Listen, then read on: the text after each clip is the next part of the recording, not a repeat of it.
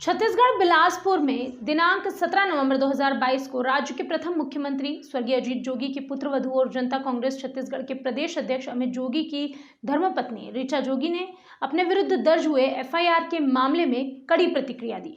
उन्होंने कहा कि जोगेरिया के लक्षण एक बार फिर दिखने लगे हैं।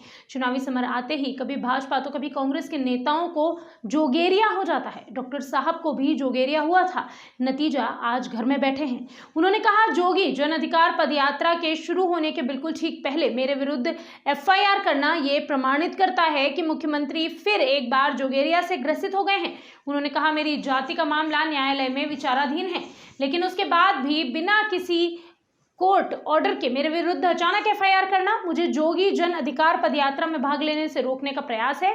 मैं जोगी जन अधिकार पदयात्रा की अकलतरा विधानसभा की पर्यवेक्षक हूं। पदयात्रा की जोर शोर से तैयारी हो रही है और उसे जबरदस्त जन समर्थन मिल रहा है। इससे घबराकर उनके विरुद्ध एफआईआर की बात उन्होंने कही। इस दौरान उन्होंने ये भी कहा कि गैर कानूनी एफआईआर को कोर्ट में वो चैलेंज करेंगी। दूषित मानसिकता वाले जो जोगेरिया ग्रसित विरोधी हैं उन्हें उन्होंने चेतावनी दी और कहा कि मैं अजीत जोगी की बहू ऋचा जोगी हूं, आपके इन तुच्छ हथकंडों से कतई घबराने वाली नहीं हूं, मां हूं, मेरी हिम्मत का आप मुकाबला नहीं कर सकते। याद रखना, जोगी जन अधिकार पदयात्रा आपकी जड़ों को हिला देगा, ये याद रखना। उन्होंने चेतावनी भरे लहजे में अपने विरोधियों को ये बात कही। इसके खिलाफ कोर्ट में जाऊंगी मैं। क्या रहेगा पिटीशन, क्या रहेगा आपका, मतलब किस तरह से आप कि मैं एसटी हूँ, कार्रवाई की गई उसके अगेंस्ट आप? यस एफआईआर के खिलाफ जाएंगे आप? जी। एफआईआर क्यों किया गया है?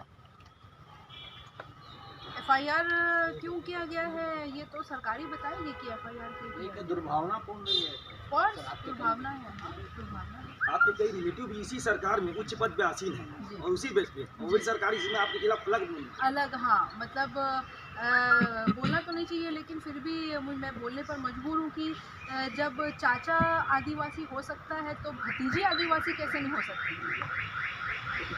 भाई आदिवासी भी हो सकता है। जी, भाई आदिवासी।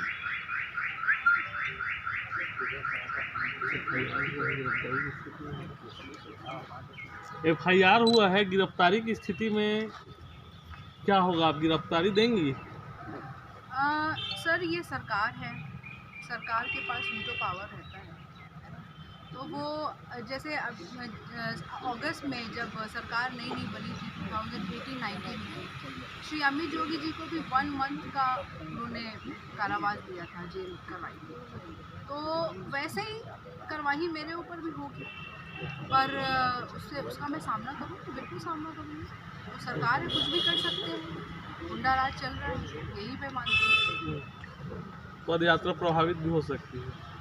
पद यात्रा तो नहीं रुकेगी, मैं भले रहूँ या ना रहूँ, लेकिन पद यात्रा नहीं रुकेगी। आपने एक बात अच्छी कही कि जब चाचा जोगी बिल्कुल एक्शन मोड में आ गई है। 4 साल तक तो कुछ भी नहीं हुआ, लेकिन जैसे ही चुनाव पास आता है या हम जनहित के लिए कोई जब कार्यक्रम करना चाहते हैं तो इस तरह का मामला सामने। आप भी 4.5 साल तक शांत रही, अभी चुनाव के मद्देनजर आप भी पदयात्रा शुरू करेंगे? ऐसी बात नहीं है, मैं तो जाना आना मेरा हर छोटे बड़े कार्यक्रमों में उपस्थिति बिल्कुल लगातार जारी थी।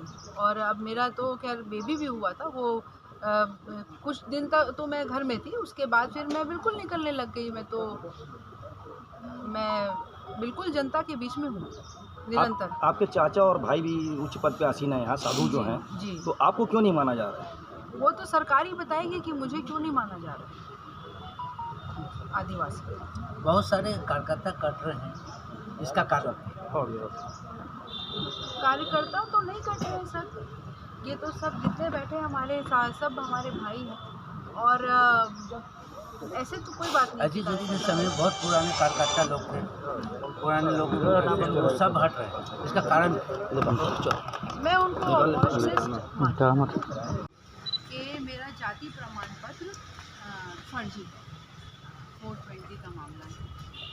और इससे मुझे ऐसा लगता है 4 साल तक तो मेरे खिलाफ भी कुछ नहीं हुआ, पर अब चुनाव भी नज़दीक है और साथ में जोगी जन अधिकार पदयात्रा होने ही वाला है। बस उसका आगाज़ हुआ है और इसकी सूचना भी हमने दी है जनता को। तो उससे बिल्कुल पहले इस FIR का होना में यही मतलब मुझे ऐसा लगता है कि इससे ये साबित होता है कि सरकार को फिर जोगेरिया हो गया है। जो विगत पिछली सरकार की फॉर्मर जो गवर्नमेंट थी वो भी जोगेरिया से ग्रसित थी और अभी जो वर्तमान में सरकार है वो भी जोगेरिया से ग्रसित है। मैं ऐसा मानती हूँ और मैं यही बोलती हूँ कि इससे हमारी हिम्मत में या हम जो करना चाहते हैं पद यात्रा या जो भी हम जो मेहनत करना चाहते हैं उसमें कोई भी रुकावट नहीं आएगी। हम अपने काम में आगे बढ़ते रहेंगे और इस FIR के लिए मैं सरकार को कोर्ट में चैलेंज भी करूँगी और यही बोल सकती हूँ कि मैं एक 2 साल के बच्चे की माँ हूँ और माँ कमज़ोर नहीं होती कभी, माँ बहुत हिम्मती होती है। तो इसलिए मेरी हिम्मत की परीक्षा सरकार ना ले और बस और क्या बोल सकते हैं। आप रिजल्ट ले रही माँ होने का। अनिल यादव की रिपोर्ट।